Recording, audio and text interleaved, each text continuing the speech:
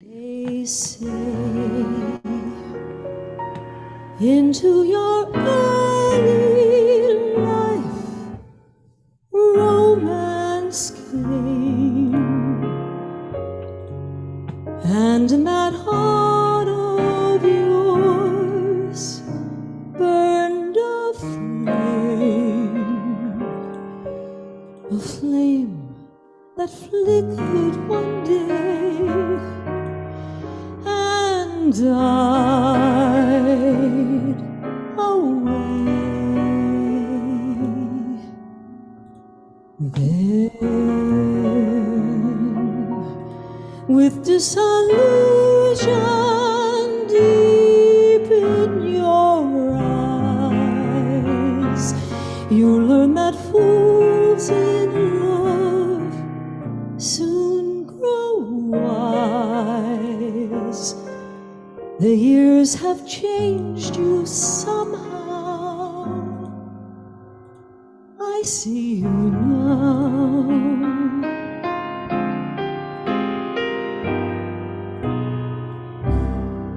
Smoking, drinking, never thinking of tomorrow. Nonchalant, diamond shining, dancing, dining with some man in a restaurant. Is that all you really want to know? Sophisticated lady, I know you miss the love you lost long ago. And when nobody is nigh, you cry.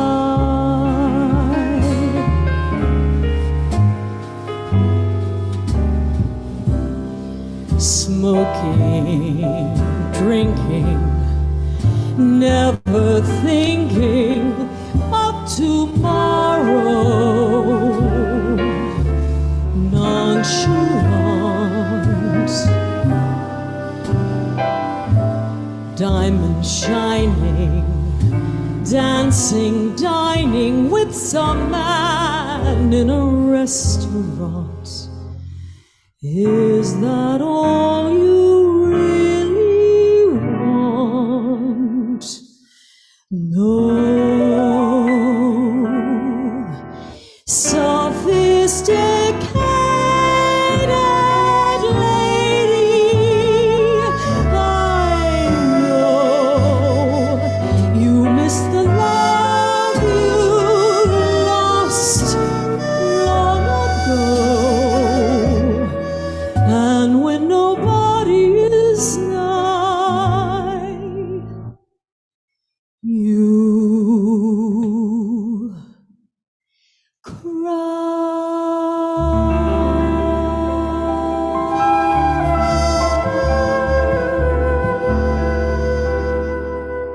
Wow, beautiful. Mm, That was really long cool. time ago. Yeah, wasn't it? Yeah, it was my first show I ever did as a jazz singer. That was, and Tom Garvin charts, right? Yes, it was Tom Garvin. It was at the old Jazz Bakery. Yeah, Tom Garvin. He was the shit, you know. Yeah, he was. He was remarkable. And you sounded beautiful. That was really nice. Thank you. Thank you. Yeah, well, you know, he really helped me. He took me under his wing, and he, you know, he was a wonderful man. I miss him. I miss him to this day, you know. He was a great guy. Yeah. I knew him, you know, years and years and years ago when all the, you know, when LA was so different, you know. And yeah, it was yeah, it was Did you just ever work with him, Cathy? Did you ever work with him? many Yeah. times. Oh yeah, Yeah. many times. He was a good friend. Yeah. And, yeah. Well, there you go. There you go. He had a quote once that he told me in a club. What was it? It was, oh yeah. He said, I never regretted anything I did. I only regretted what I didn't do. He actually just said that having a drink. I was like, Yeah, oh my God, I got to write that down. yeah. Yeah, he was great. I mean, when I first started working with him, I asked him, I said, how do I find my sound? How do I find my sound as a vocalist, as a jazz vocalist? And he gave me the best piece of advice. He said, let it find you. He said, don't try to be anything. Just find the songs that you care about singing and sing them, and your voice will reveal itself. It's like an onion, you'll peel it back a piece at a time. And it was the best advice anybody ever gave me about singing, I think. So Yeah, that's really great. Yep. He was good. He was yeah, really good. yeah. Um, and I haven't properly introduced you, but ladies and gentlemen, this is Sylvia Brooks. Hi. Lives in Los Angeles. As you can see, she's a beautiful singer, and she has a rich history. She came up in a musical family, and and then you've had a varied career, life career too. Um, and I forget, did you grow up here? No, actually, I grew up in Miami. I grew up in Miami, and my dad was a jazz piano player and was playing in all the hotels down there back in the day. And my mother became she was an opera singer who started doing nightclub work. And so I kind of, from the time I was a little girl, there'd either be a jazz trio in my living room, or I'd be on Miami Beach in one of the showrooms watching my mother perform. So it was quite an upbringing, Yeah. You always take for granted being born in an artistic family, because there are so many people out there that want to be artists, and their parents don't support them, or they want them to become a lawyer or whatever. Well, my parents were musical, but I think my mother wanted me to just get married. Did she? Married and be a housewife. I don't know what my mother, she always raised us. I had twin sisters, 4 years older. We all sang. My dad was a sax player. My mom had been a singer, and my mom was very creative, and she always supported our creativity. But I don't think she really wanted me to become a singer for a Right. living, Yeah. whereas But my we do dad, have to have our heads examined, right? well, I always joke that if my father had actually said, you are going to have to get most of the work, if he had said that to me, I might have thought about it differently. When you were coming up, did you sing with your dad's band? No, I didn't. No. He, it was very odd with my father. I mean, he could have taught me how to play the piano. And I started piano lessons and didn't have the discipline to read the music. I would pick something up by ear and I would just play it. And the piano teacher kind of threw her hands up and said, I can't work with her. She's not following the following the proper procedures to do this, And so my dad just never taught me how to play. And I never really, it wasn't until he got older and I moved out here and I brought him around when he'd come out to visit me, I brought him around to a couple of places and he would play and I would sing with him, but not earlier on, Yeah. Interesting. I mean, we all have our story, right? And Right. we got here anyway. Yeah. So when as you were growing up and like school age and college age or whatever, Mhm. did you go for your other career directions? Well, I kind of had an acting epiphany Yeah. when I was a little girl, when I was like 7 or 8 years old. And I was I took drama as an elective in elementary school. And I remember doing this skit, and it was like nothing I ever experienced before. I felt like I saw the light or something, you know, it was very odd. So I always wanted to be an actor. And I did a series of things when I was in high school. I sang background with a band, and this talent agent saw me and put a trio behind me. And so I was performing, 5 nights a week at a club called Victor's Hot Pepper. Wow. And of course, I didn't really have the chops then. I hadn't studied voice, and I was doing all these difficult songs. And so I had some vocal struggles, but and I did a couple of plays down in Florida and got rave reviews. And so when I graduated high school, I moved out here and went to LA City College and studied. I was in their drama department and studied, and I started getting cast in all the leads at the school, and decided I really wanted to get classical training. And I auditioned for Juilliard. I didn't get in, but I did audition for the American Conservatory Theater and got in there. And so I studied classical. I was classically trained as an actor. And when I graduated, of course, I picked up and moved to New York. So intelligent, right? You make all these contacts on the West Coast, and you go to the East Coast. So, and I lived in New York for 7 years. So yeah, and worked. Yeah. Worked. Did you? But, Were you acting live, like theater, or mainly theater, mainly musical theater, because I had a natural voice. So, and that's where I started taking singing lessons, and then blew my knee out. I had just done Anita in a production of West Side Story in Philadelphia, and I was in class and came back, and I was doing a jump in the air, and I came down and my leg gave out, and that was the end of it. I ended up getting major surgery, and the doctor said, "You'll never dance again." And so, after a very painful decision, I came out here and moved out to LA, back to LA. When were you thinking that you would get into acting? Yeah. Actually, I got an agent, and I started doing some episodic TV, and I hated it. Wow. I hated the work. Now it's different today because the writing and the storylines and the direction, and I mean, there's so much.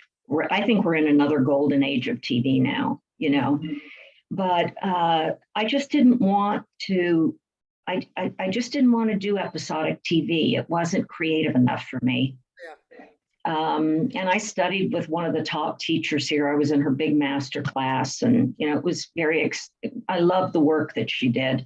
But after a while, I just thought, my dad passed away, and I thought, I've always wanted to sing jazz. I've never done it. And I felt the time was right. And I haven't acted in 13 years. I haven't. Wow. It's just been all music. Yeah. So that's my background. Huh? Do you miss acting at all? I do. But I feel like I can do that kind of in my music, because every song is a story, so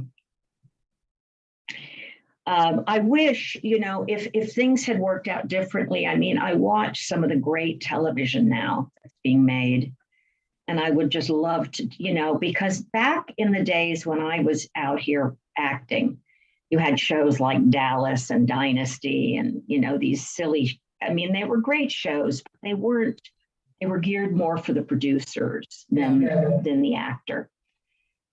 And now I look at these great shows that are on, and the character development, like Pinky Blinders or Mr. Selfridge, or, there's just so many wonderful pieces of television out there now that have deep characters and, great acting. Yeah. It's almost like what I wanted to do. I wanted to do classical theater. I wanted to do Shakespeare and Ibsen and Shaw. And now you watch all this stuff, and it's like they're doing it commercially now. So it's really interesting. Yeah, that's cool. Yeah. Yeah, when I came out here, I was very young and I had been in shows, in growing up, and really liked acting a lot. And I started to audition, which was interesting because I was kind of using my singing acting in my auditions, and people at first I could see the booking people were kind of like thrown off a little, like what is she doing? And then I realized, I'm going to have to be a waitress forever until I get a gig. If I was just a singer, I could Yeah. sing while I'm Yeah. growing, so I just kind of turned my attention to singing.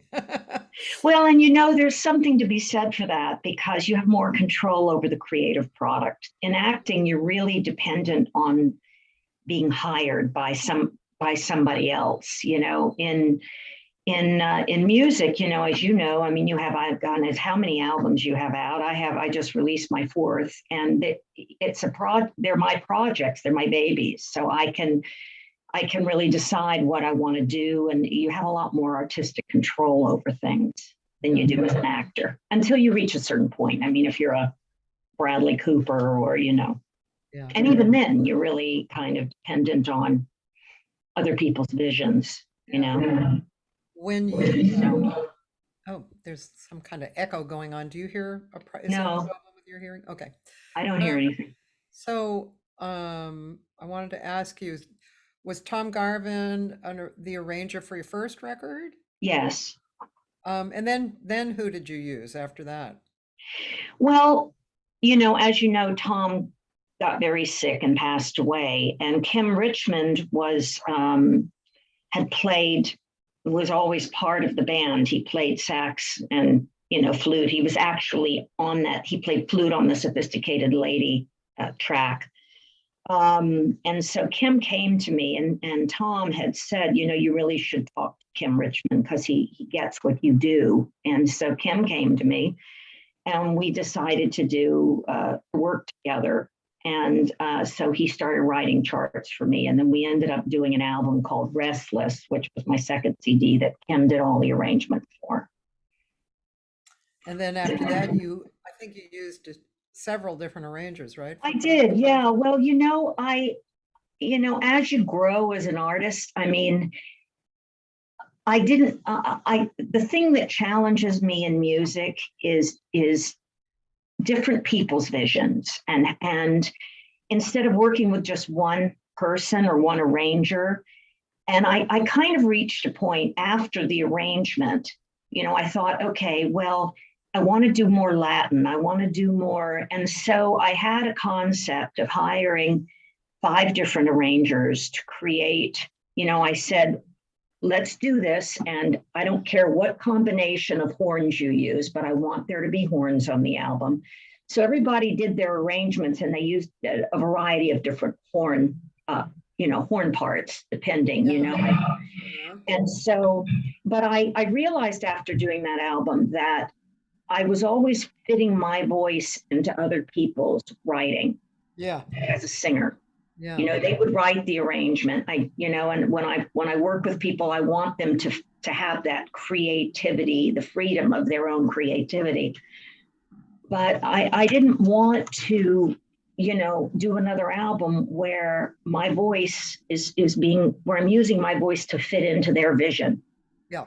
So, I was very proud of the arrangement. I thought it was a great album. But Signature Now, my recent album, I went into the studio without any arrangements. We basically, because 7 of the 9 songs I was a lyricist for. And I said, even with Kiki Valera, who did do an arrangement for Red Velvet Rope, he had me send him the vocal before he actually wrote the arrangement. And he wrote the arrangement around my vocal. Oh, yeah, that's what John Mandel used to do. Yeah, well, there's something to be said for that, because as a singer, it gives you so much more freedom. Yeah. And I told him, I said, I don't want to have to fit my voice into I want it to be open and free. I want us to figure this out as we go. So. Well, that's pretty interesting, because it's it's kind of come what may, right? And I mean, that could be anything. Could be It's good, could true. be bad, could be scary, could be It's fun. very scary. Yeah, Yeah. Because, hopefully you bring in the right people. I mean, I was very lucky. I worked with, Ray Brinker and Trey Henry, and Tom Rainier, and we had, and Christian Jacob, and we had lead sheets. But I said to the guys, I really want your creative input on this. I really want you to understand what the meaning of this song is, and use your instincts and your creativity to create it. yeah, But it wasn't, it was more like it was more organic that way, which and I can hear it in the album. I think it's probably one of the most intimate things I've ever done, yeah.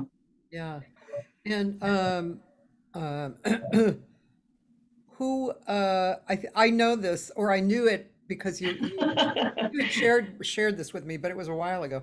So who was the who? And anyway, we're talking to the broad general public. Who were the people that you collaborated with on the songs?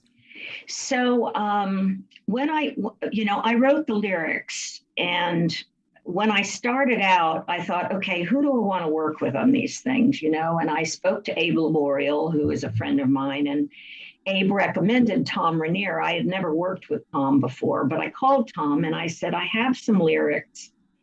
I'm reaching out to a handful of people. I'm not sure, who I'm going to go with, but I said, let me send these. And he was very interested. He said, I love original material. He said, let me see what I can do. Let me work with these. And I sent him the first song I sent him was The Boy That Lived There. And he came back with such an exquisite treatment. I mean, what he did basically was he sent me tracks, basically, nothing written or anything, just tracks. And we talked about it. I said, well, I hear it. Oh, we had a Sorry, Huh? we had a freeze. You said he came back with tracks, not Yeah, he sent me tracks that I could listen to. And then we started talking about the composition of it, like what instruments were we going to use? I said, I hear it being very street, and I think we need an organ. I'd like to maybe bring in some gospel singers on this. So I was very active in the producing of it and the combination of sounds that were put in each track. And then I sent him another song called 16, which at first I didn't quite get what it was, but the more I listened to it, it's very simple. It's only Kevin Axe not Kevin Axe, Trey Henry on bass, and Tom on piano, and Ray just playing really, really, really light. I almost wanted to take the drum track out and just have it be bass and piano, but we decided we needed to keep it in there. And Tom just plays this exquisite piano solo in it, So he did those two. And then I reached out to Christian because I wrote a song called The Flea Markets of Paris. And since Christian is French, I thought Christian would be the best person to do this. This is in him, yeah. So I sent it to him, and we went back and forth with it a number of times. I changed lyrics a number of times. I got rid of additional words. I stripped down the words. And then he came back. He said, I hear this with a piano, accordion, and bass. That's it. Oh, So he wrote this beautiful accordion line.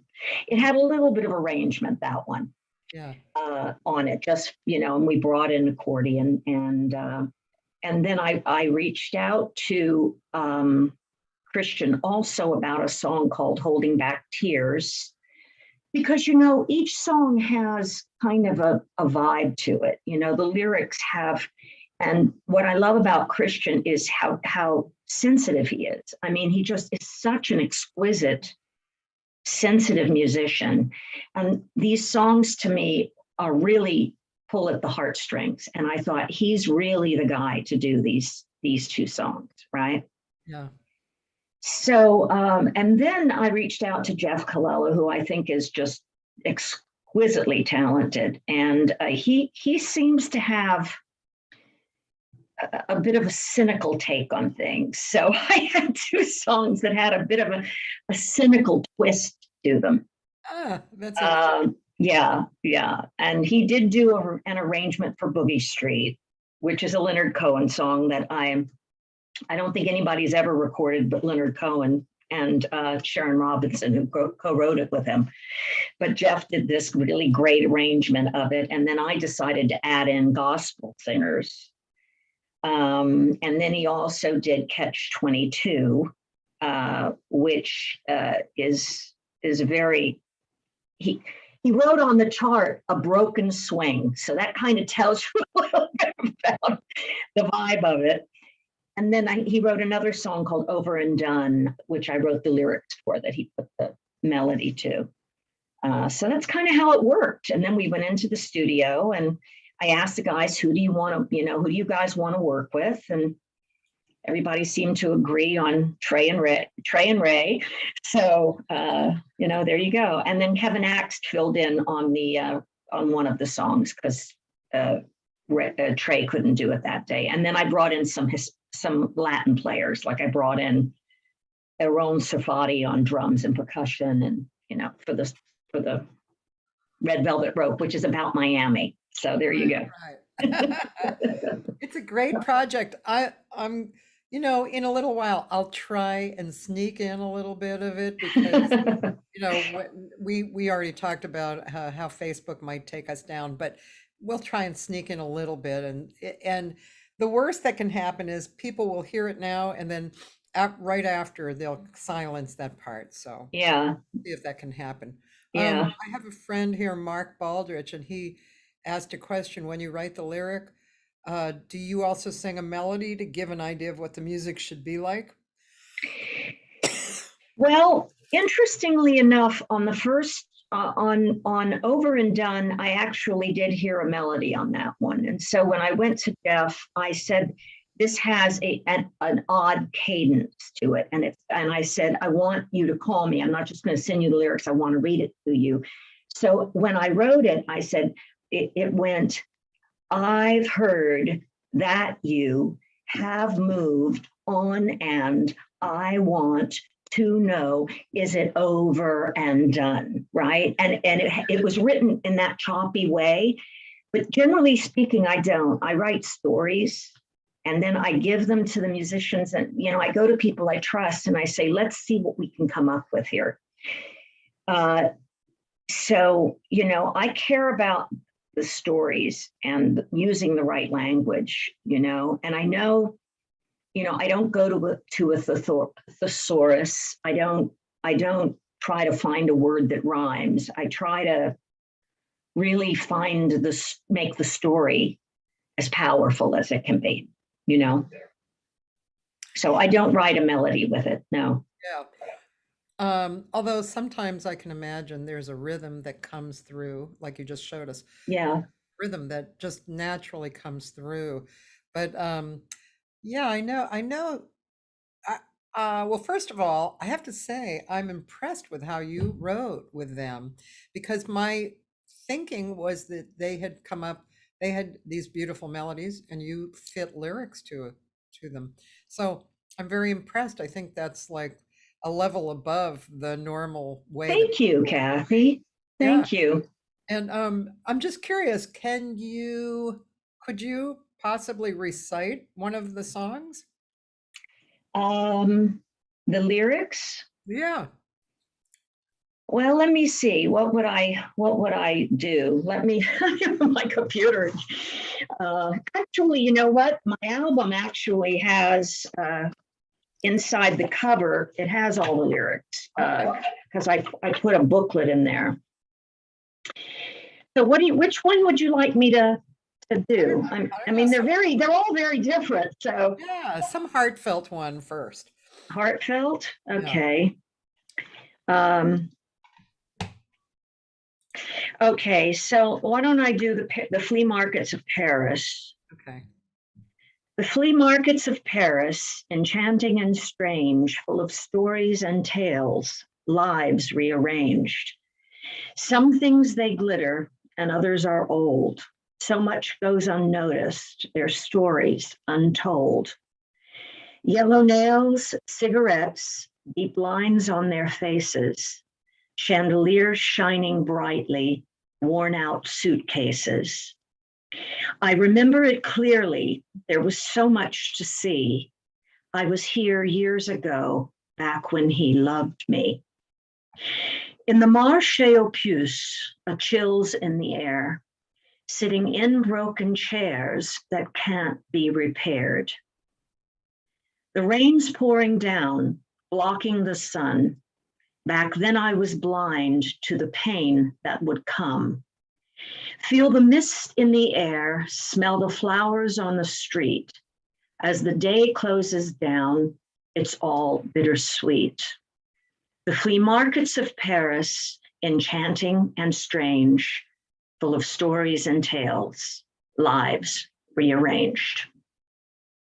Fantastic. So that's one. That's really great. Thank you. Yeah, well, and it was based on, I actually did go to the flea markets of Paris. Obviously. Yeah, I was there, and I was there with my first husband. So it's kind of, it is a true, when you write, you have to write from things you understand. Yeah. Absolutely. That was gorgeous. Thank you. Let's do it one more. One more? Yeah. Let me see which one.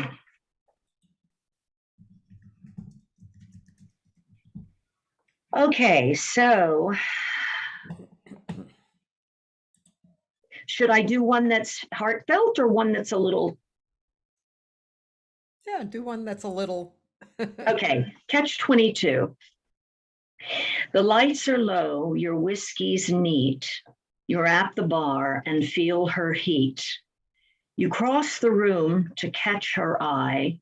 You're drawn to her and don't know why. You walk past her with desire. Your nerves are shot, but you're on fire. You want to ask, but you just can't do it. Another shot might get you through it. Damned if you don't, and damned if you do. That's what they call a catch-22. That's what they call a catch-22. It's out of your grasp. You just can't win. You're inside out and outside in. You were so close, but acted scared. You always do. Life just ain't fair. You think she smiled, but can't be sure. Or is your mind at play once more? And then it goes back into, you want to ask, but you just can't do it. Another shot might get you through it. Damned if you don't, and damned if you do. That's what they call a catch-22.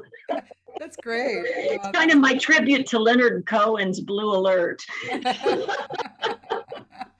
That's good writing, Sylvia. Thank you, Cathy. Well, I worked hard. I worked hard on these songs to try to make them as rich as possible, because on the arrangement, I took a little leap into 3 original songs, and they were okay, but they weren't deep enough. I thought the work needed more depth. So, I spent a year working on these. It wasn't like, and sometimes something will come very quickly. Yeah. And you write it down at like 2 a.m. I'll wake up with an idea and I'll write it down. And then the real work begins. It's like, okay, editing. What do I need to do to really make this, make this reach people, Yeah. So. Yeah, the process is so great. And by the way, Joyce Glasgow, who's a big jazz fan from Seattle, she said, you really paint us pictures with your words and very cleverly. Thank you. Thank you very much. Yeah, the process is so cool. I was working on this project with John Leftwich, the No Net project that we have going. And I just needed some words for some Monk songs and some a Schofield tune, and it was kind of like it was interesting because I just thought, oh, I'm just going to write some words and see what happens. I really had nothing invested, and I came up with some cool lyrics, and yeah, they needed a little fixing, but it was great because I didn't care so much. Right. And so then I was more open to the muse, I think, because sometimes when you care too much, it's like you stop the creative flow, right? Oh, you do. Yeah. Yeah. But that must have been tricky to write lyrics to those pieces of work. Well, I don't like super duper um, intricate stuff. I don't like writing to super intricate stuff. Yeah, But I I have would to think that would say, be hard. there was Yeah. one Otmaro Ruiz song that I'm totally totally in love with this song. It's about his daughter. It's called "And Then She Smiles," and so I just so in love with it for years that I just couldn't help myself of writing lyrics to that. And that's a little more technically active, but it's very melodic and very beautiful. And I Are you loved going it. to record it? Are you recording it? I did record it with the No Net project, and we're just finishing up that project. We're adding a little bit of extra musicians and little extra vocal stuff, and then we'll be done. It's exciting. It's a good project. John Wow. Leftwich is a very good arranger too. Who? John Leftwich, Ah, the bass player. Do you know him? no, I don't. No. Yeah, he's a great player. He and I have been friends for years. He mostly has gone out on the road a lot with various, stars and been their MDs and stuff. He's a great player and he has great taste. He has a studio and probably one of the best mixing jobs on one of my records, Straight Ahead to the UK. It was such a great mixing job. I just was totally blown away, and it had a lot of moving parts, so it was impressive. But yeah, he's great to work with, and since we're old friends, and it's a really nice Does process. he play on it as well? He Is does, yeah, yeah. But cool. his arrangements were beautiful. Well, you'll have to send me a copy of that. You have to send it to me so I can hear you writing on it. Yeah, yeah. Well, I'll send when I finish the vocals. I'll send you that. I don't know when that'll be. Hopefully, in the next few months, like 2 or 3 months. Right, I don't know right. how often we're gonna work on it. Um, were you gonna say something? I'm just amazed at how prolific your work is. I mean, every time I turn around, you're releasing something new. It takes me a little more time. It seems things percolate slowly over here. I know what you mean. I mean, first of all, I have a friend who has been supportive financially, but also, I think that's the way I roll. I don't. I've over the years, I don't know if it's a Gemini trait or because my mother was always, making us real interested, oh, let's do this. Oh, look at that.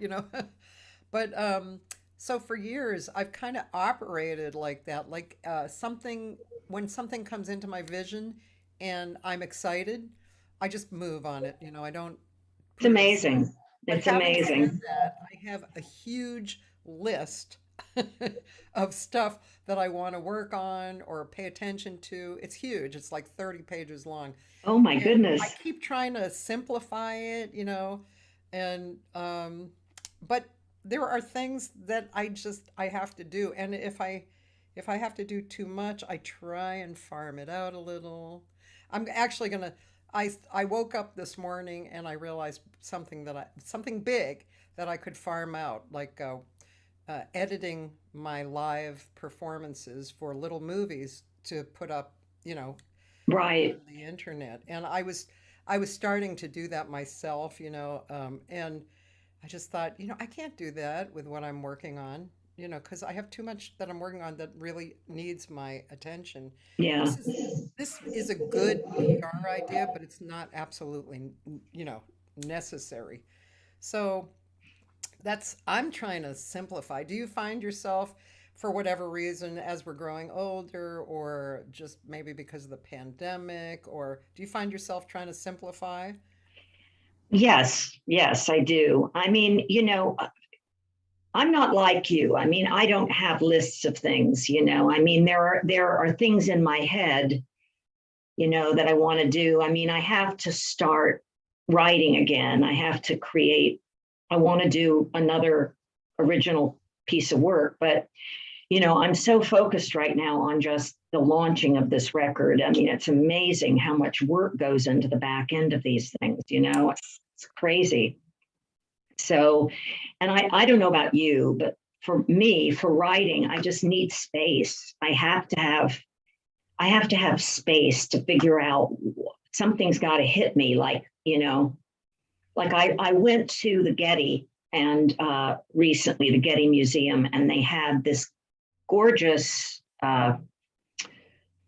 exhibit that was photography and words, and how, I forget exactly what the name of it was, but there was this one exhibit that was this farewell letter that was written to his lover, a woman, and it was extraordinarily written, but it was, and that what they did was they took pictures, and I looked at this thing and I thought, wow, there's a song in here somewhere, so I took pictures of it, and I haven't even had a chance to sit down and figure out why that affected me that way, what it is I want to say about it, because I haven't had the chance to have the space to do that, Yeah.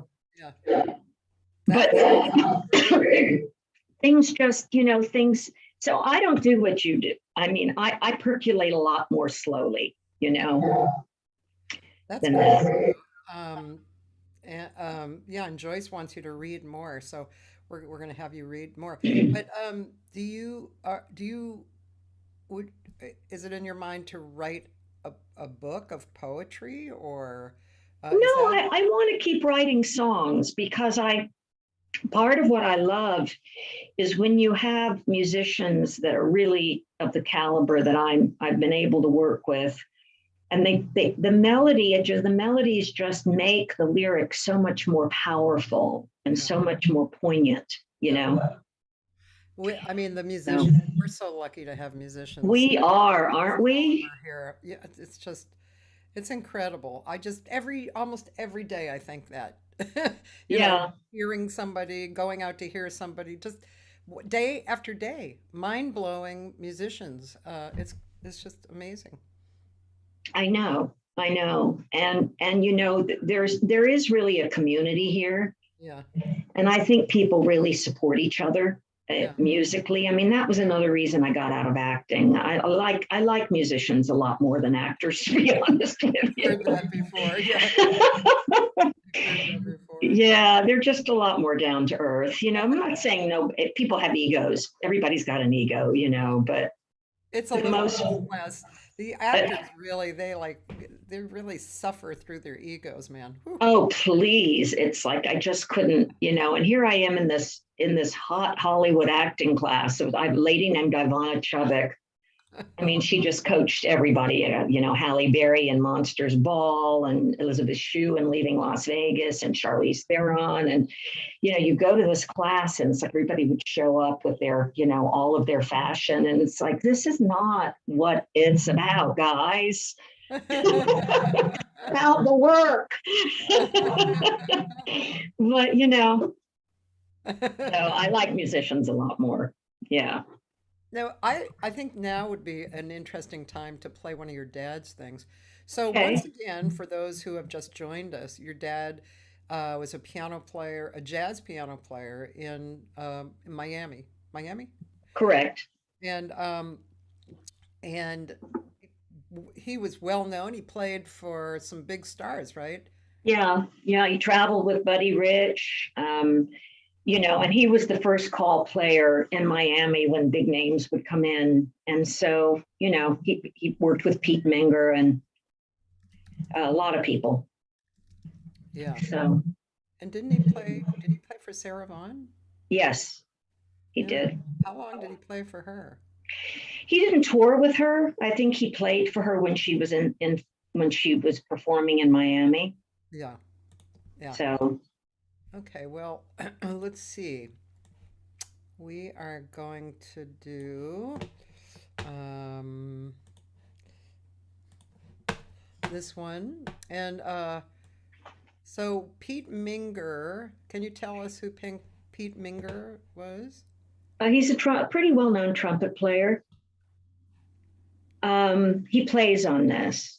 Yeah. And it's really funny, guys, because this is really old-fashioned bebop, Okay. Yeah, but from what I heard, it sounds great. Well, you can really hear, when I would take my dad around out here when he'd come to visit and he'd sit in on some of these live jam sessions, Yeah. everybody would always comment to him about his substitutions. They just thought his substitutions were brilliant. Oh, cool. So, yeah. So, And for anybody who doesn't know listening, substitution chords she's talking about, because jazz musicians, do that. They'll look at, D minor 7, G7, C7, and that C major 7, and then they'll substitute something that they've been working on for however long that they like instead. yeah. Okay, here we go.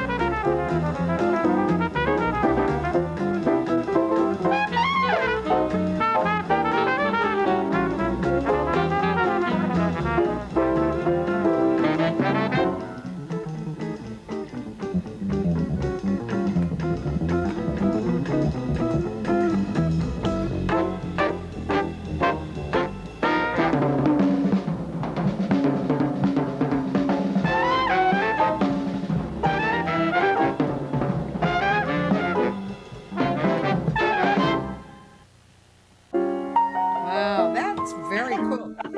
So, and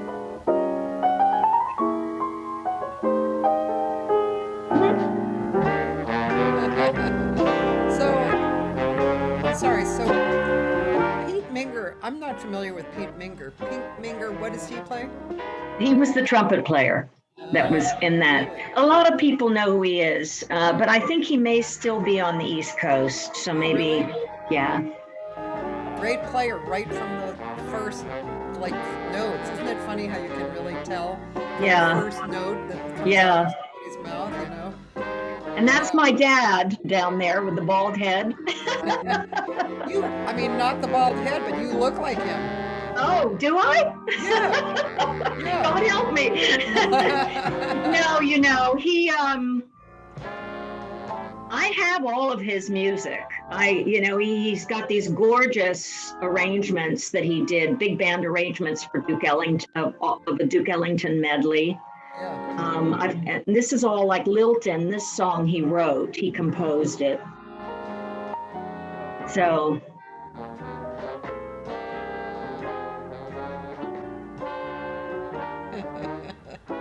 funny, you know.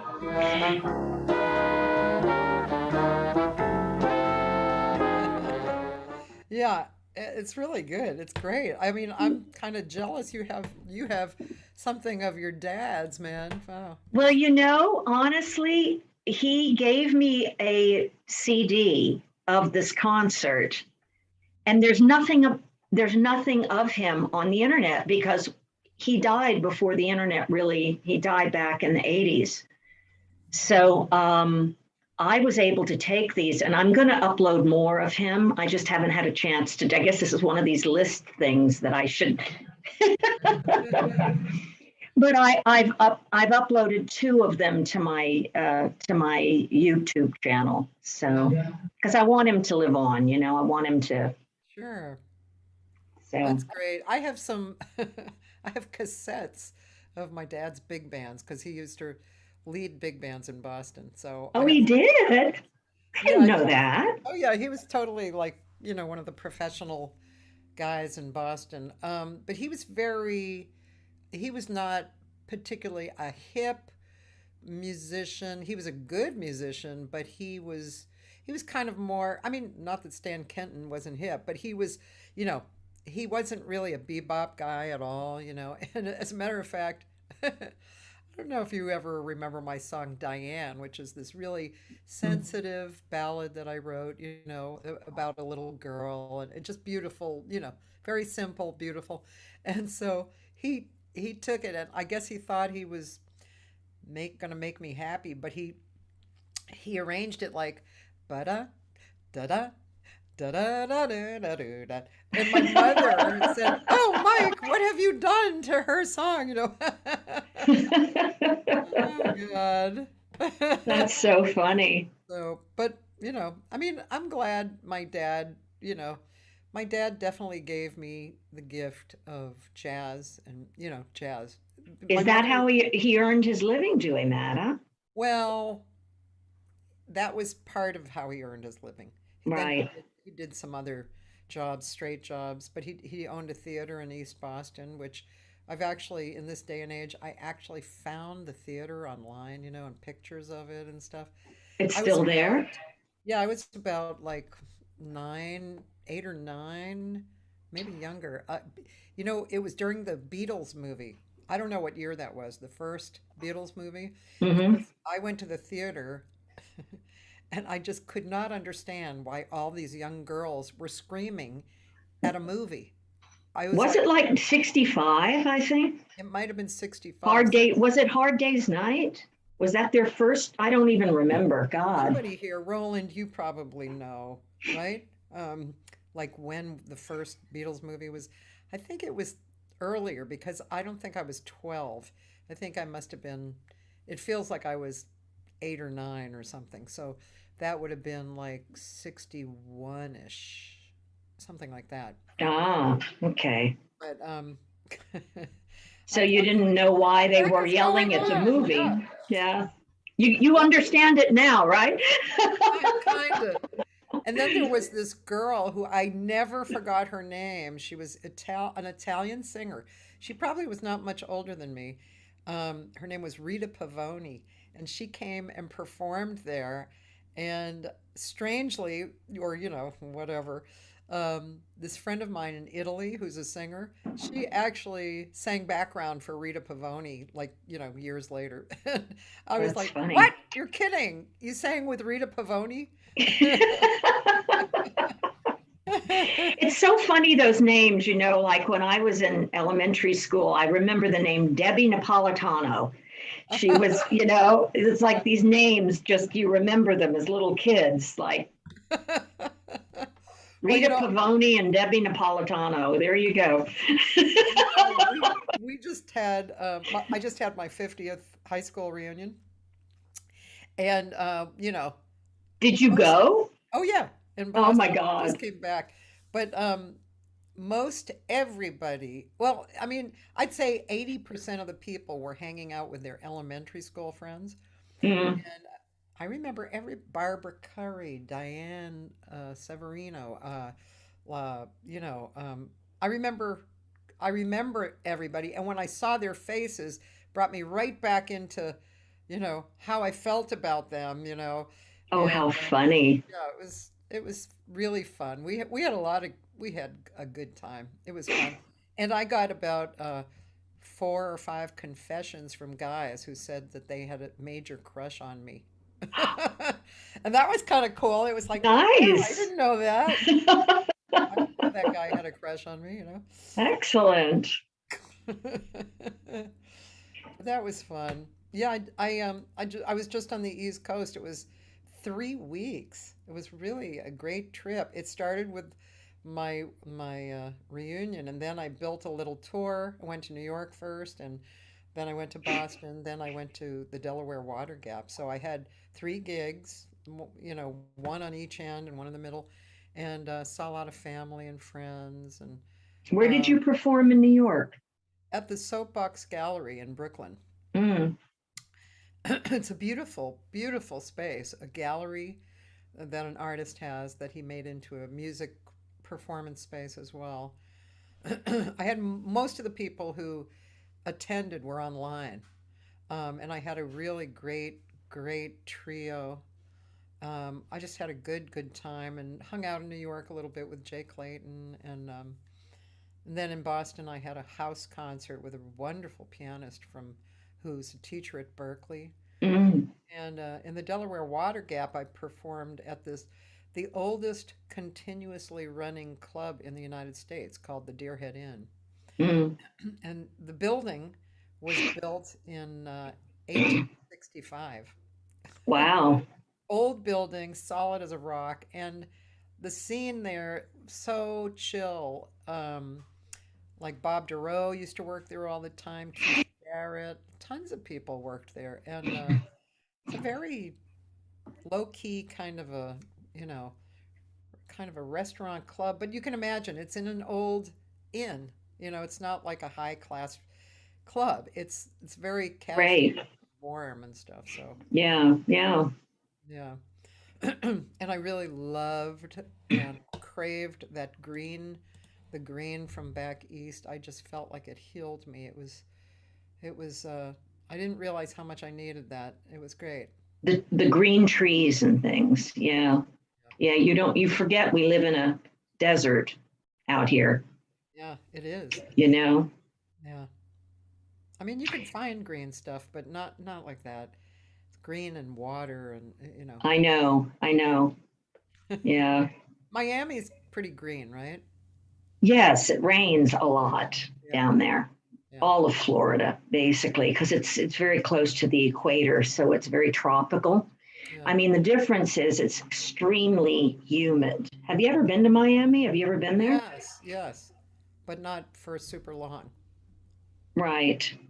Well, it's very, very humid.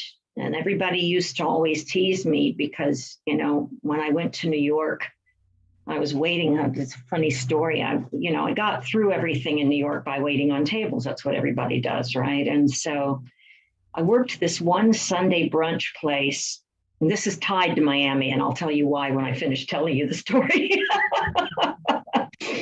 But we would get this big rush in the morning on Sundays from like 8 in the morning to like 1 for breakfast. And so the owner used to yell at me. He's like, "You're walking so slow. Why are you walking? Come on, we got to wait out the door." And at the end of the day, I would always end up having more tips than anybody else. And I realized, I kind of laughed because I realized growing up in Miami, you just walk more slowly, because it's so humid. Oh, You don't have the pep in your step. It kind of is like being in a sauna almost. So it's a funny story, but I mean, I did it better than everybody else, going more slowly, I guess. I sound like I'm a very slow person here. I know. no, not really. Let's see. I'm gonna try and play one of your other songs. I think uh, your heart is as black as the night. That did you write Your that? heart is as black as night. I didn't write that. That's a Melody Gardot song, Okay. but it's a different treatment than the way she does it. I do it more like more of a blues. Yeah,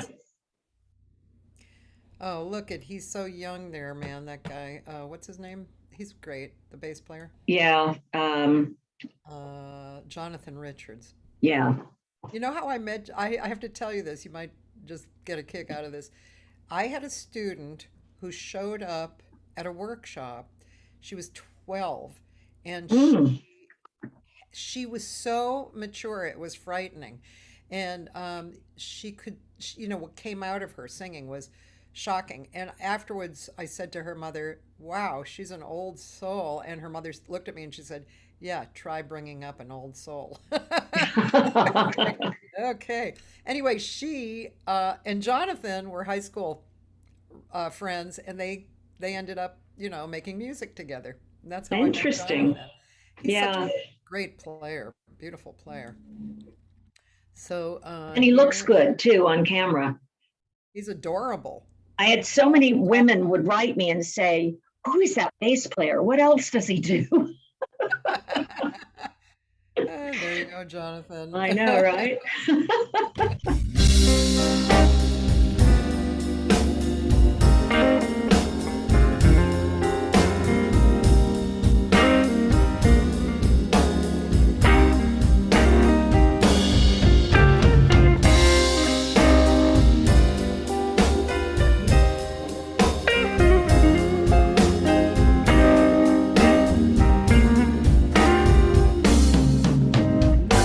Your eyes may be whole, but the story I'm told is your heart is as black as night.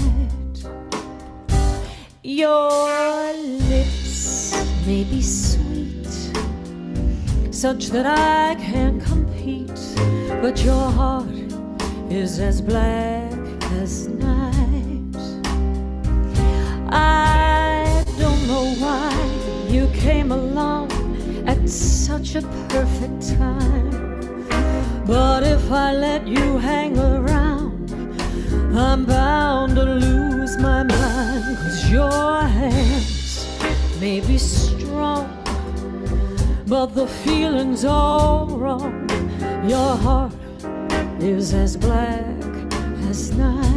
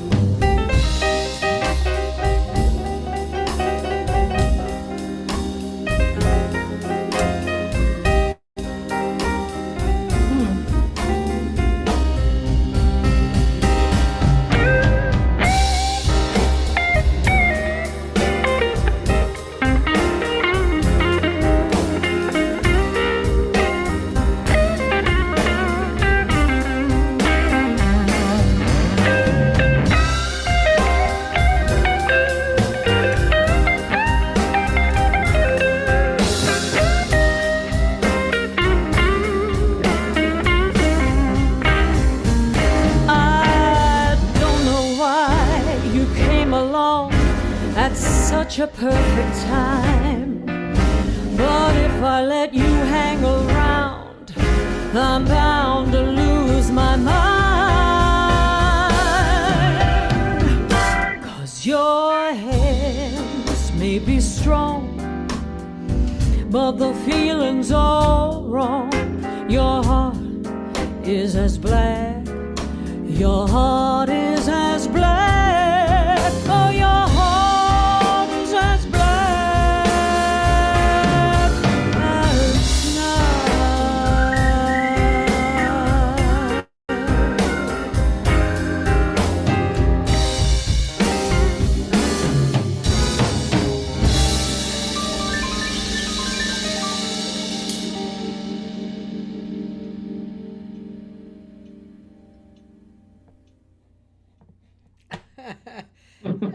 great. I love that. Little bit of blues. Yeah, that was great. And whoever made the movie did really beautiful. Yeah, she did a good job, the editor, on that. Yeah, that was really fun. Um, yeah, that band, I didn't recognize the guys so much. Well, I had a few years back, I had an idea to put together a kind of I don't know how to describe it, but like a hipster kind of band for performing purposes. Oh, yeah. So I wanted to go with younger guys that were, that were a little bit more, not so traditional, maybe a little bit more. So I actually reached out to USC and I spoke to the music department head there and I said, who would you recommend? And so it was Nicholas Safaropoulos on piano, and then Ivan Edwards on drums. So there, he travels with more pop artists, and I wanted to kind of explore that a little bit, but it kind of never got off the ground. But we ended up with that song. So cool, very nice. There you go. Yeah, my friend Dan sent your credits over from All Music.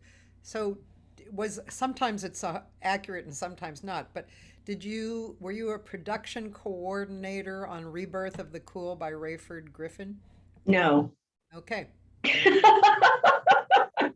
Is that there? Yeah. Oh, how strange. I didn't put that in there.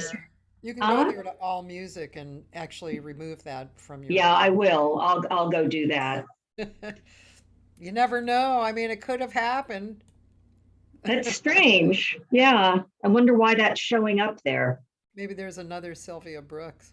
Yeah, it's possible. So do you you don't or do you, and I just don't know about it. I can't believe I wouldn't know about it. But do you perform somewhat regularly? No, not recently. I just, the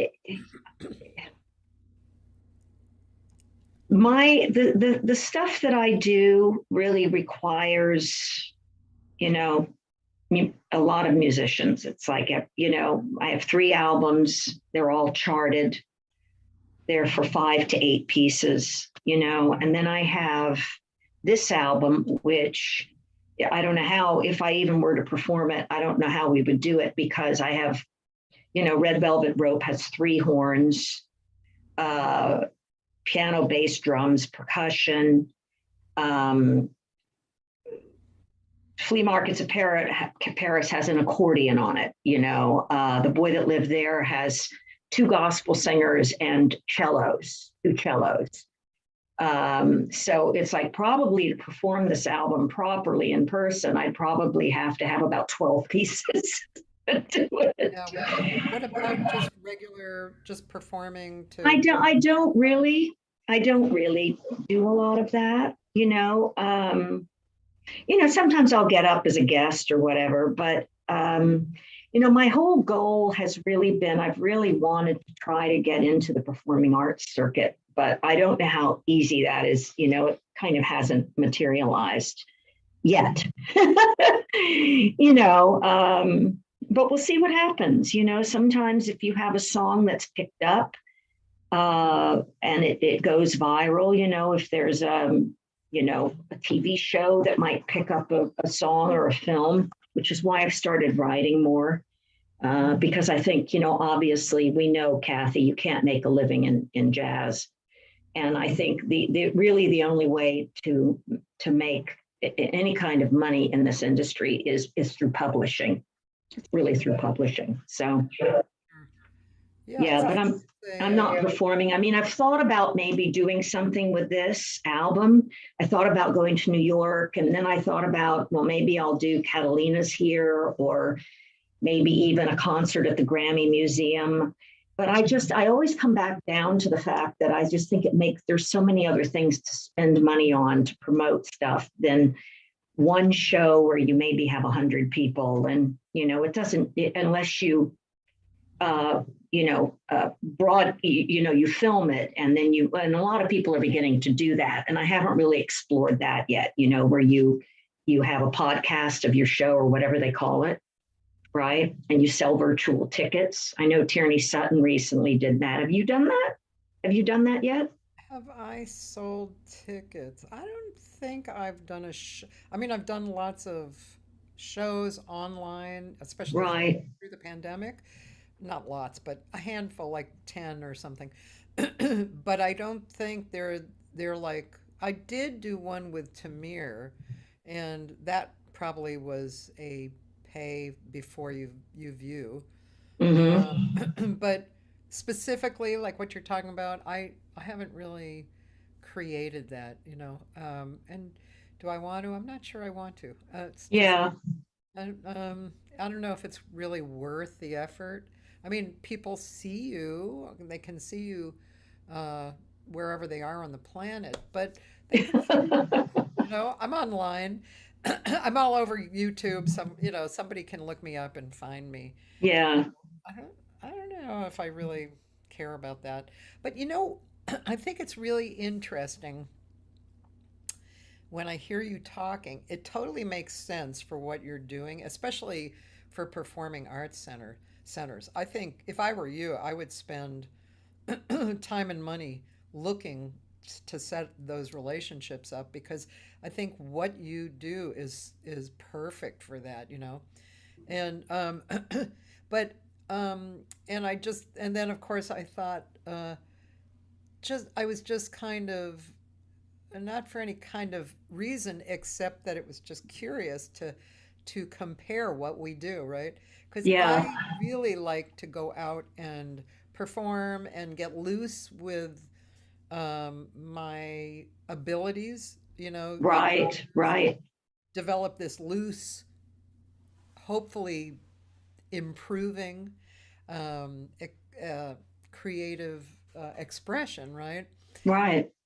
And I've never, I don't think I've ever been great at having really a specific thing to perform with, basically sing. It's almost like a show. um, you know, it's You're a lot more fluid than I am. I mean, I'm not as fluid as you are. I mean, you and I have worked together, and you know, um, I don't know why that is the case. It's just the way music comes to me. It's the way I hear I it. think it's cool. I think Yeah. it's just different. Yeah. I really think it's just different. And yeah, of course, if you were performing your material over and over again, you of course would get a little loose with certain areas, or Right. the rhythms might flow a little differently. You might change a note here and there, and which is all kind of serving the comfort zone, of the artist, right? You Right. know your material, and then you do it, and you mature, and the whole thing comes out better and better and better. But I just think it's interesting, the different expressions. I really do. I think that's pretty cool. Yeah. Yeah. I love performing, but I'm not driven to perform. It's like, I could just live in the recording studio. I love being in the studio, and I love the creative process that involves. And I would love to do, performing arts, because, there are more intimate rooms in all of these performing arts centers, like at the down in Orange County, they have that 500 seat theater. And I just haven't really figured out how to crack that nut yet, but maybe it's coming, I mean, it's just, life just kind of goes the way it goes. And, all of a sudden something happens that you don't expect, or, I just try to stay as true as I can to who I am and not try to be somebody else, Yeah. And, and I know that sometimes in people who are really jazz aficionados, they may say, well, I don't know if you're really a jazz singer, or I don't know if you're, you know, but it's like, I think that jazz is music as a whole is opening up more. I think that, you know, when you look at John Baptiste winning Album of the Year, he really is a jazz artist, you know, and so that's a big deal because it's basically saying, you know, music shouldn't be so categorized, you know, it's all part of the cog of the universe, as it will, you know. I mean, I don't know how to express what I'm trying to say. Everything influences everything else. Yeah. I mean, I've been watching this show, Mr. Selfridge, and there's a band that's playing, it's at the turn of the century, and they're kind of playing ragtime, but it's kind of getting more into jazz. And I'm like, wow, you know, it's like everything bleeds into everything else. And so, you know, I just try to stay as true to myself as I can be and not worry about fitting into something, you know, because at the end of the day, all you have is your unique voice. And, you know, people either like it or they don't. And there's not a whole lot you can do about that, right? I remember the realization I had about that when I was in my 20s. I suddenly realized, oh, I don't like everybody, so why should everybody like me? Right. Yeah. Now that seems pretty pretty obvious, but basic, you know, but I mean, sometimes you have these epiphanies, right? It's like, wow, yeah. No, I think it's great. I think it's great, your point of view. And also I think that because of this, I like the term woof and warp, which basically means the threads of cloth that come together, kind of how you just described what's happening. And I think, okay, so obviously art reflects the present time. Right. And it can be translated into the artist and out of the artist very subtly, but it's still reflecting the time, which I always think on another planet, we'd actually be paid to do that. We'd be paid to reflect what's going on in the public so that, you know, government could actually help the public, you know. But that's a whole other story. I should write a book about that. But, put that on your list, Cathy. So, but I do think that it's extremely interesting, and this ties in with my other points of view of what's happening on the planet right now, and what kind of an age we're in. You know, really a waking up age, and the music is actually reflecting this joining and becoming something new. And I think that's what's going on in society. I know there's a lot of bad news, obviously, but I think there's a lot more good news than we are led to believe. Right. And I think that this joining is actually showing that. So I don't know. Well, I am all for inclusiveness, you know, and particularly in music. I think it's important that we pull down the barriers a little bit more and allow people to be unique, you know, and you know, I do agree with you. I think that that's beginning to happen. You know, and I always say to people, like if I'm interviewed and they'll say, what do you want to say to younger artists? I always say, just be true to who you are. You know, don't worry about what anybody else says about what's missing in you, or, you know, just be true to who you are. And I know that, you know, for me, I guess it comes from the acting, you know, that I care about making people feel things. I want people to feel something. And so to me, that's what my mission is. If, you know, I remember Kevin Spacey's kind of out of grace now, but I remember he said once, my job is, he said about himself, my job is to bring the message across the border, right?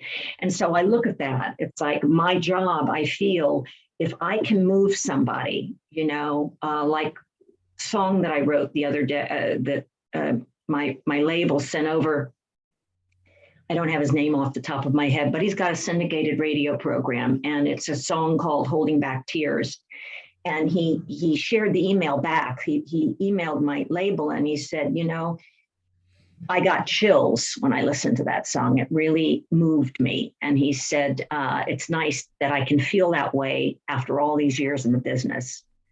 And I thought, okay, so I did my job. I made him feel something with my song, you know. That's what I care about. Yeah. Is that listenable? No, unfortunately, it's copyrighted. I mean, you could probably listen to it on Spotify, maybe, or. Yeah, I mean, you know, like I said, people might hear it now and then they might take it down afterwards. I don't know. You know, it's just hard to say because I Facebook know. is just who knows what. But I could go look for it. So I'm just gonna go look for it. I mean, why not? So, you know, It's why your not? show. You can do whatever you want. You would think so. And I always say, I wish that Facebook would just charge me. It's big, you know. It's not, I don't know if you should, do you have to go to Facebook? I mean, what about just, well, I mean, YouTube, sorry. Well, no, yeah. no. I'm on Facebook. So anything I play, Facebook looks for. It's not, Oh, I see what you're saying. I see yeah. what you're saying. So, but let me see, holding back. But if it's holding back the Tears. tears. Okay, so I see the the mix of it. You know what would be nice that somebody actually asked about? Um, Somebody asked if you would read the lyrics and then we could hear the music. And Okay. who wrote this with you? Christian Jacob wrote the melody Okay. and we recorded it in the studio, and then he decided to add strings. So there are strings, there's full strings on this song. See, this is why I need a 30-piece orchestra, Kathy, to do my music. Okay. So this is a really pretty simple little song, okay? How do you let go of something that grabs a hold of your heart? Why did I let that something just fall apart? You've brought me so much happiness, I just can't let you go. You've become a part of me deep down in my soul. How come it's me holding back tears? How can it be that you are no longer here? Oh, how you would look right through me with those big brown eyes. You knew what I was thinking. You were just so wise. Late at night, when I think of you, the memories are so sweet. But now that you have gone, life feels so empty. How come it's me holding back tears? How can it be that you're no longer here? It's a very simple little song. I'm gonna try playing this and not sharing the screen. Maybe something I might escape them doing, and I might not listen to the whole song, just, you know, to kind of back out quick. Yeah. And that's Christian Jacob on piano as well. How do you let go of something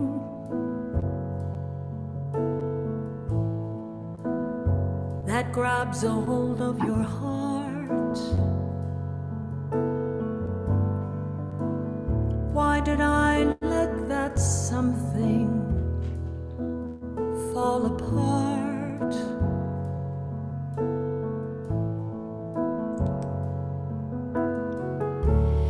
You brought me so much happiness,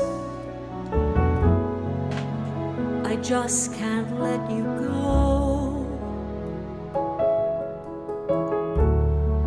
You've become a part of me, deep down in my soul. How come it's me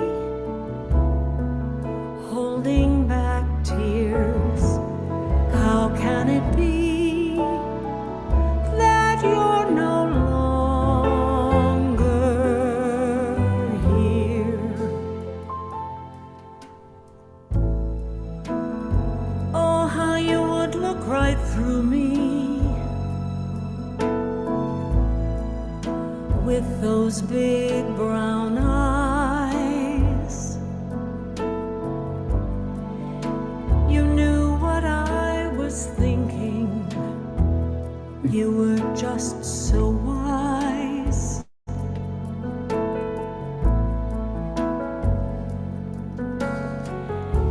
Late at night when I think of you, the memories are so sweet. But now that you have gone, life feels so empty. How come it's me holding back tears? How can it be that you're no longer here? How come it's me holding back tears? How can it be that you're no longer here?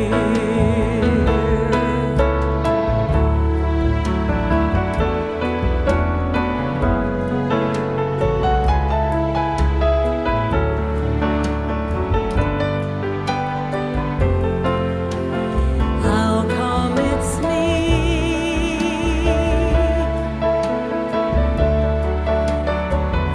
How can it be?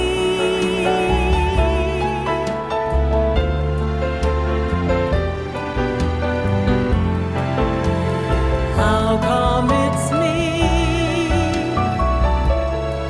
holding back tears? How can it be that you're no longer here? How come it's me?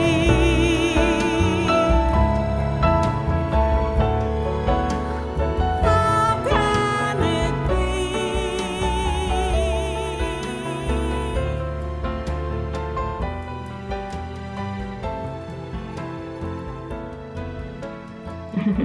Oh, beautiful. Thank you. Well, Joyce is asking if the lyrics came first, but so Sylvia had already kind of discussed what happens. And correct me if I'm wrong. First, she writes the lyrics. She sends them to the composer. The composer comes up with a melody. Then there may be changing on some of the lyrics or some of the music. Correct. Correct. Yeah. Yeah. Which Joyce, I was saying that was uh, I don't know if that's really unusual. In my knowledge, that's a little more unusual than I know about. Usually it's people hear the music first and then write the lyrics. Or, I mean, I do hear about people giving lyrics to musicians to do, but this, I don't know, somehow this process seemed different to me and very hands-on and, very hands-on. Yeah, and when I write the songs have very specific meaning for me. Yeah. And so when I send the lyrics to somebody, we usually will talk about the meaning of the song, what the song is really about, and then they bring their beautiful creativity to it. And and then sometimes I'll go back and I'll say, this lyric needs to change given what you've written now with a Yeah. and then I'll rework a line or whatever, or they'll rework the melody a little bit or whatever. So it's very collaborative. Very beautiful. Thank you. Yeah. Yeah. Lyrics are interesting to write. I've Mark Winkler and I used to he'd give me a lesson, I'd give him a lesson, that kind of thing. And there were some things that he told me that I used in writing, but a lot of times I feel like my writing is very ethereal. And, I always say if people want me to write lyrics, I always say, okay, but I'm gonna be I'm just gonna be writing like I think, so you may not be up your alley, and because I didn't want to be really commercial in my writing, and but I find it like singing, I find it extremely personal, and you know, um, it takes a minute to feel comfortable with what you're coming out with. It's like, do people like it? The first thing is, do people like it? Ooh, not sure. Right. And then, after a while, it's like, I don't really care. Yeah. It'd be Yeah. nice if people liked it, but that's not why I'm writing. Well, I mean, look at someone like Lorraine Feather. I mean, she's very ethereal in her writing, right? I mean, it's very ethereal. Yeah. And this is more down to earth. These are stories from my heart, and so, you know, given that I want to make people feel things, this particular song, I probably shouldn't say this, but my husband said, don't tell anybody this, but it basically was about the loss of my dog. Oh. And I lost my Tucker. He died of kidney failure, and I felt like I could have done more. I wish I had caught it earlier if I had, and I loved him very much. And so this song was for him. Oh, but you never know. I mean, the reason why people write, and what others hear and see in the song, all of those are they just they are what they are, and Yeah. it doesn't have to be forced into any particular idea. No, I mean, when I know that, I forget the artist name, she's a pop artist, but she wrote a song called Baby, Baby, Baby, Oh yeah. by the notion. Everybody thought she was writing that song about her lover. And she had just had a baby. So she was literally writing the song about her baby. So I think holding back tears, it can apply to anybody who has loved something deeply and loses it. It can be a lover, it can be, a husband of 60 years. Doesn't just have to be a dog or an animal that you love. Yeah. So Yeah. I was trying to remember this. Um, it's not exactly poetry, but there were these. Yeah, I don't know where it is. I'm trying to look a little bit to see where this is, but is it inspiration? Where did I put it? That it was. I what put it in exactly the right spot, but then finding it, I don't know if I can find it. But what are you talking about? well, I'm talking about these papers, this paper that I saved of um, someone's words about this idea, of you don't know what's going to reach somebody, and that's not exactly your idea. Your job is not to fit what you're writing into other people's understanding. It's actually to be truthful and write for yourself. Absolutely. And Yeah. yeah, so anyway, I was just looking for these, not, I mean, it's just these quotes, I guess you could call it, that um, I had saved for people to look at and to read. But of course, I can't find it. But one of the quotes was about, that the guy was writing, about, something totally different than what. The way it was interpreted by the listener. Yeah, and that was fine. It wasn't his job to, and even the listener might even misunderstand the But it words. doesn't matter. Right. It doesn't matter, because if you write from your truth and then someone hears it from their truth and it affects them, you've done your job. To me, you've done your job. Exactly. I mean, it's funny. My mother, bless her heart, got me this book. I haven't had a chance to look at it yet, but it's Songwriters on Songwriting. She she goes to these, it's an amazing book, Cathy. I mean, the writers that are covered in here, just to give you an example, Pete Seeger, Sammy Kahn, Dave Brubeck, Paul Simon, Laura Nero, Frank Zappa, Leonard Cohen, who is to me one of my big, I love Leonard Cohen. He's just so brilliant.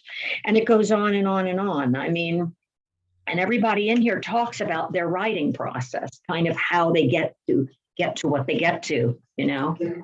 So this is another list item that I have to figure out time to read, but anyway. My friend Roman says, to me, that song, your song, begs the question, how do you know that you're the only one holding back the tears? I'll make believe I didn't know about your dog. The question is, how do you know that you're the only one holding back the tears? That's what your song brought up for him. Okay, so I'm not sure what he's asking me. He's not asking. It's just, it's like the words begged the question, how do you know that you're the only one holding back the tears? Right. I see what he's saying. Well, you know, when someone's gone, when someone dies, yeah, are they able to cry? I don't know. I mean, it's an interesting question. Yeah. You know, we don't know where we go. We don't know what happens when we're not here anymore in this form, you know. Yeah. But it's you know, I think it's meant to talk about the person that's left. Yeah. Is the one that's crying, you know. I don't know if Roland understands what I mean, but yeah, but Roland, don't tell anybody that it's about my dog, okay? My husband said, don't tell anybody that. Don't put that out there. So there you go. He said that Minnie Riperton's song Loving You was about her newborn daughter. Was it? That's what he says. Yeah, interesting, see? Yeah. Yeah, it's pretty great. Pretty cool. Well, you know, I'm always looking at people always post on Facebook about their animals and how much they love them. And it really is a special bond, you know, if particularly with a dog, you know, there's just, I remember somebody posted something, don't yell at me because you're all I've got, you know, like, I mean, they just dedicate their whole little lives to you, you know? So I remember one movie that was on Saturday Night Live, and they had set up a camera at the front door, and then so when the guy left his home to go to work all day, the dog came to the door, laid down at the door, and didn't move until the guy came home. See, I mean, it's amazing. Everybody in the audience went, "Oh!" I know. Yeah, pretty great. So, who do you listen to music just for pleasure, and what do you listen to? Oh goodness.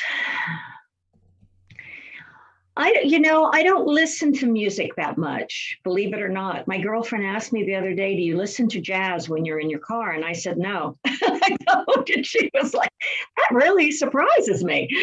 You know, I don't listen to music that much. I listen to talk radio. I listen to, you know, I listen to country a lot. I listen to, like, Garth Brooks has a new channel on now. And, you know, I said to my husband, I said, it's really a shame I'm not a natural born country singer, because I love to tell stories. And these country songs are all about stories, you know? So I don't listen to as much jazz as I should, you know. Did you ever grow up, when you're growing up, did you listen to a jazz singer? Well, the singers that really influenced me, I love, of course, Ella Fitzgerald. I loved Billie Holiday. Sarah Vaughan is amazing. I also just loved Barbra Streisand back when she first started out, when her voice was really pure. I loved Dionne Warwick and during her Burt Bacharach period. And I grew up listening to a lot of R&B. I really loved, back in the day when I was growing up, it was all about Led Zeppelin and rock and roll, and I was really more on the R&B side. So I'd listen to, Al Green or Eddie Kendricks or those guys.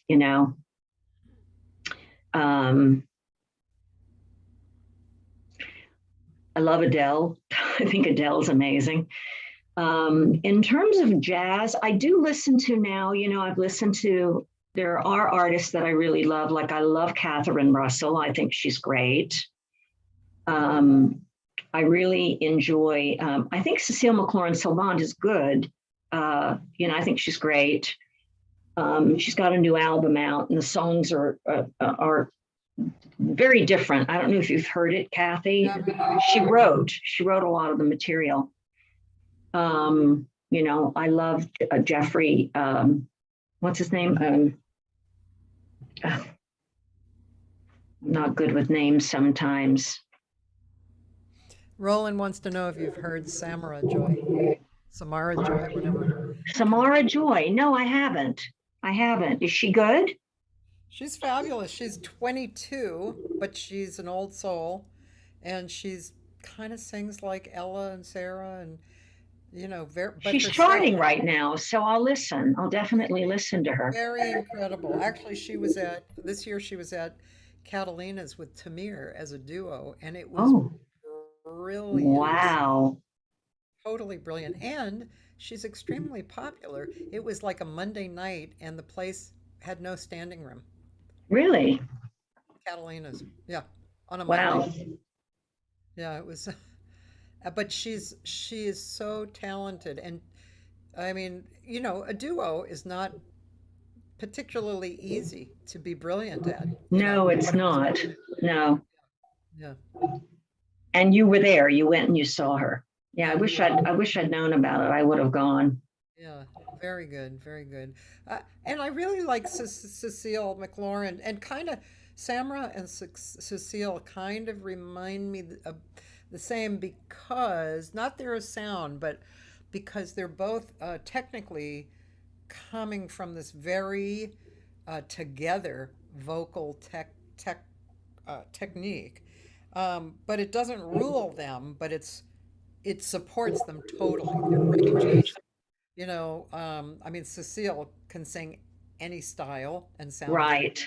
Right. and then and so in that way and that's pretty impressive, especially where it doesn't rule them. I don't love singers whose technique rules them, or like we were talking before about those modern songs that have all these tricky lines and licks. I'm not really impressed with that. I'd prefer somebody who maybe didn't even sound that good, but but's telling the story and being honest. I agree with you 100%. Yeah, I agree with you. And Joyce is asking about guy singers like Gregory Porter, Kurt Elling. Gregory Porter, that's who I blanked on his last. I love Gregory Porter. I actually saw him at the Hollywood Bowl. He's amazing. He's beautiful. Got an amazing instrument. And people love what he's doing. Yeah. Really love it. And he's the thing about him that's so wonderful too. Have you ever seen him in person, Cathy? I have. Yeah.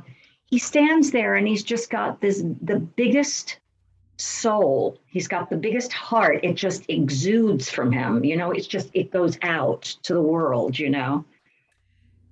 There's a woman like that, and her name is Dan. Dan, help me. Oh, it's Liz Wright. Liz Wright. Never heard of her either. Hang on, I got to get a pen and paper. If she comes to town, you must see her. Okay. She's kind of like Gregory.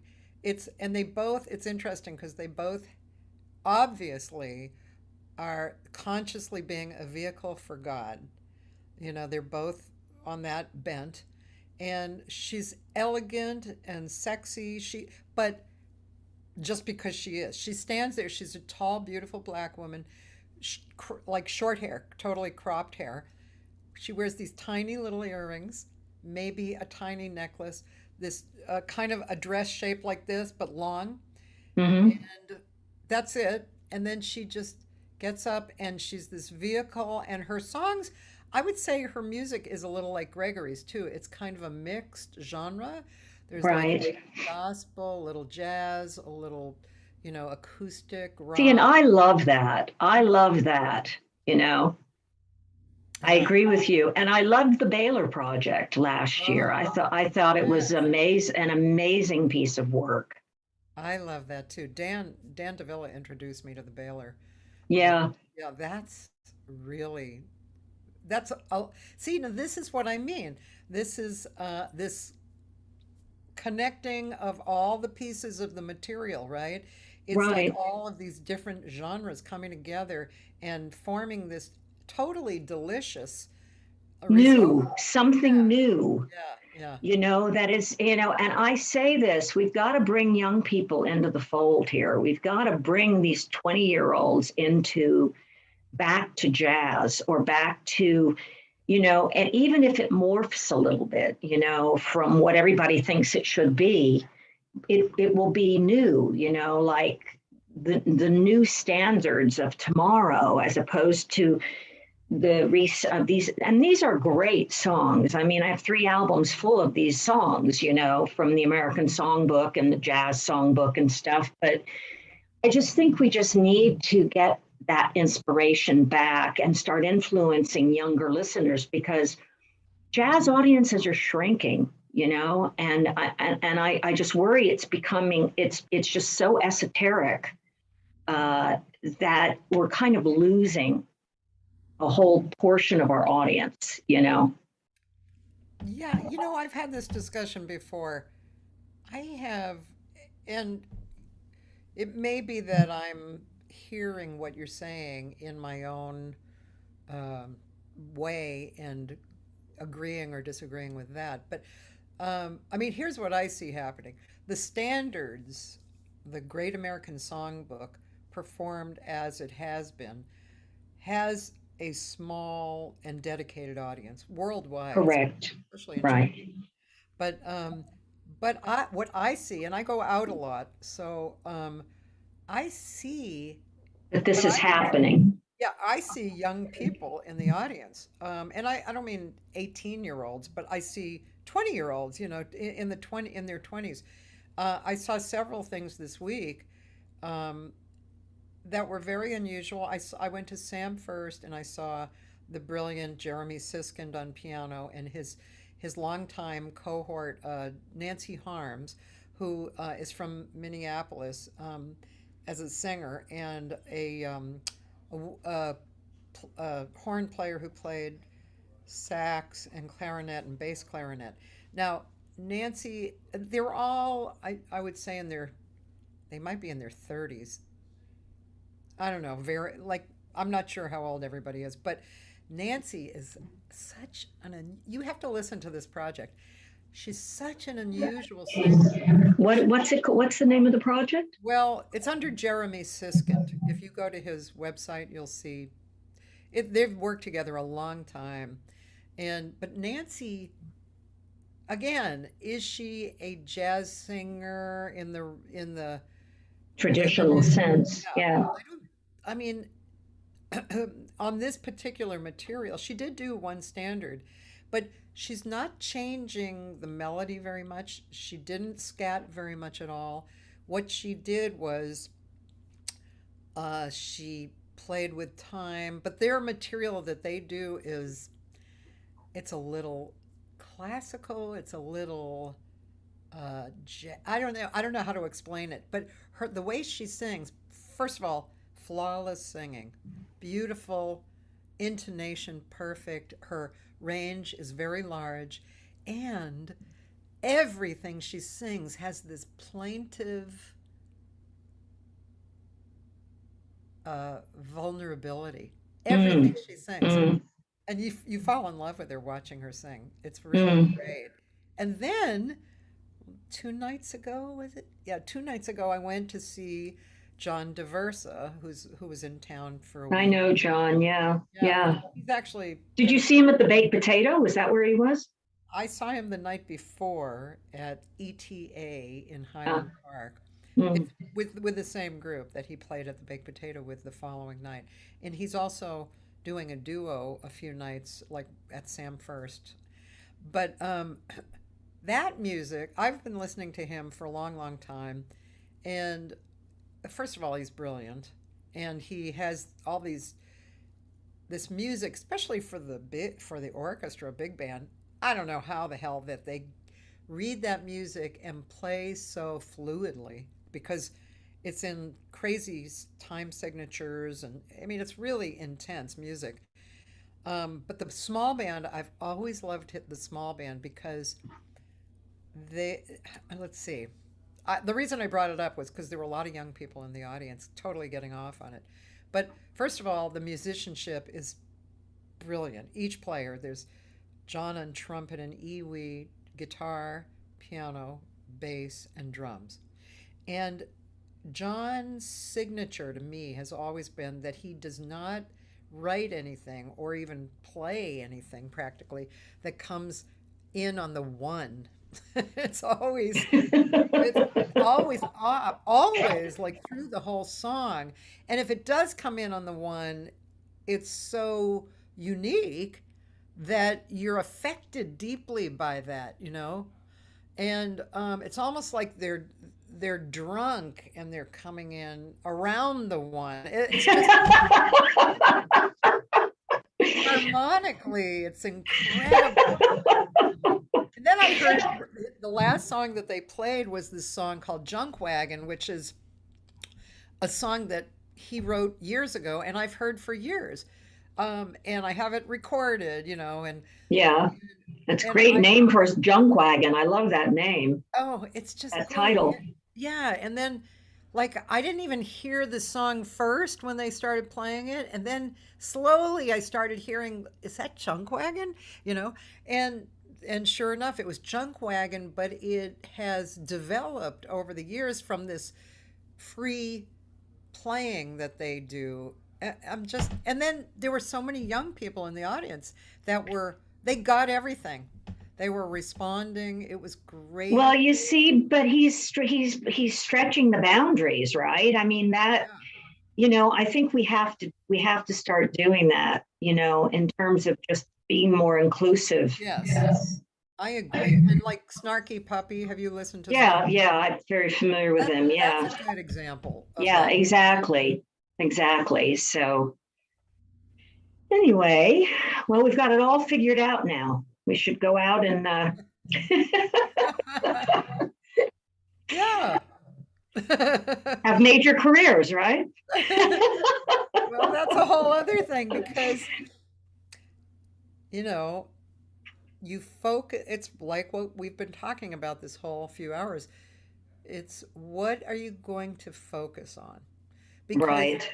things could be, things can be a whole career in itself. Like I started a Patreon account, but it took me 3 years to realize what I didn't want to do. Because Patreon, you could make a whole career out of it because of all the tiers and all the gifts you're giving people and the support and back and forth. And I realized I don't want to do all that work. That's not the kind of work I want to focus on. So Right. I made it real simple. One tier, one thing people are getting. You know, you join for $30 a month, and you and I get to have one full day on Zoom listening to my old noontime hangs and writing down the aha moments so that I can just put them together in a series of books, which I think people will really love. And so people are contributing. I'm getting actually a commitment out of myself to be there once every however many weeks and all day long and doing it. So I'm getting a huge amount from it. And so let's simplify and concentrate on what we want to concentrate on, being good at that, like you're concentrating. I mean, from this conversation, you know what, and I've known you for a while. I am coming away with a really different point of view of you. You Mm. are a songwriter. I mean, yeah, you're a singer. Of course, you're a great singer and actress. I mean, that whole everything's wrapped up in that. But you are a songwriter. I mean, above Thanks, all, Kathy. yeah. I mean, Thank you. that's amazing, and I didn't fully get it before, Well, I've always had an appreciation for the English language, and it's funny because when I was in high school, I went to this down in North Miami Beach. It was a brand new high school, and it was experimental. It was more like a college back then. Yes. And I was able to take all of these different courses because I tested very, very high. I had like a genius testing in English, basically, in comprehensive skills. So I've always loved language, and it was something that I never even thought about using. And for me, the biggest problem is figuring out what I care enough about to write about and how to write about it in a way that's going to make other people feel their lives. It's not about, to me, it's not just about my life. It's about other people's lives. It's like, I don't want to do it because I'm on an ego trip or whatever. I want to write something that I care deeply about, that people care about in society. Like I have a song called The Boy That Lived There. And it's very funny because it came from a TV show that I saw where she's a Black therapist, and she had this father on the show, and he had 3 sons, and he was an absentee father. He was never in their life. And they survived. They made it out of the hood and they survived. But this therapist, what came out was that the woman that he had them with was cheating on him because she was a drug addict. And he never believed they were really his children. And it wasn't until DNA came along that they took the DNA test and they realized that he was the father and they were his sons. And I wanted to write a song. I used the cup of pain because she had them walking around with a cup with mud. And she said, you've got to take this around. This is the cup of pain that's handed down from father to son, this cup of pain. So I wrote about that in this song, The Boy That Lived There. And interestingly enough, when you really understand what's going on in these inner cities with these children that are growing up without fathers, and this breakdown that's happening. So it's a song that I think reaches a lot of people, but it was something that reached me that I wanted to write. You know what I'm saying? So that's kind of how. And it's funny because when we went into the studio and I hired 2 gospel singers to come in, and the first time they heard it, I was terrified. I thought, God, I hope they don't get angry at me for writing this, and they were moved.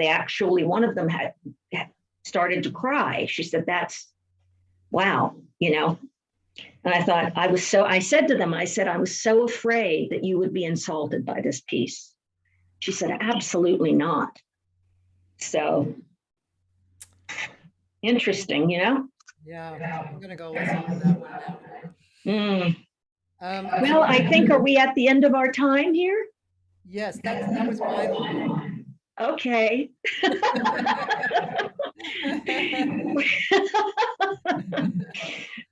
Thank you for being on. Oh, Kathy, it was great. I so enjoyed it. I didn't know what on earth it was going to be, but it's just been so nice talking to you and getting to know you even better.